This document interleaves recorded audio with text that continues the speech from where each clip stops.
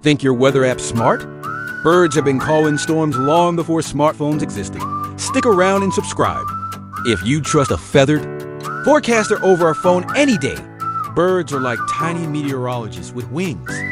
When bad weather's brewing, they fly low closer to the ground where the air's calmer, like taking the scenic route home before a traffic jam. Some even stop singing entirely, which is basically their way of saying, "No, not dealing with this."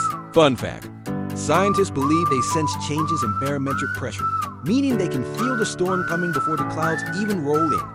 Meanwhile, we're still tapping refresh on a glitchy radar app, so next time you see birds go quiet and swooping low, you might want to cancel that picnic. Want more weird but true weather tailies? Tap subscribe and stick with us.